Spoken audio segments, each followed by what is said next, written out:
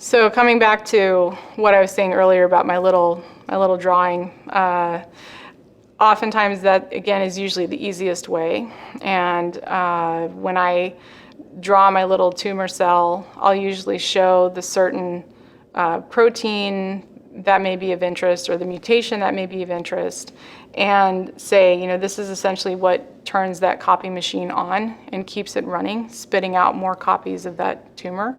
And when we use a drug, like in the case of melanoma, for example, when we use a drug like BRAF therapy and MEK therapy, that is pulling the plug on that copy machine. And the way that I explain to them tumor escape is, there's a backup generator. So in the case of BRAF inhibition, MEK being a downstream activator is essentially the backup generator that can get that copy machine back on.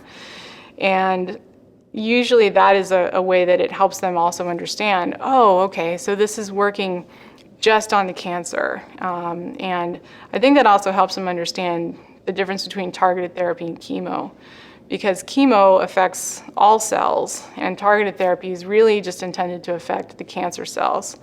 And so a lot of it, again, just comes down to what's the picture that you paint in helping them understand how these drugs work, and also how we understand when these cancers can get breakthrough resistance, because we know that happens. We know it happens in EGFR mutant lung cancer. We know that it happens in BRAF mutant melanoma. We know that it happens in a number of other tumor types. So it is important to show them that is a distinct mechanism of cancer treatment that's very different from chemo and immunotherapy.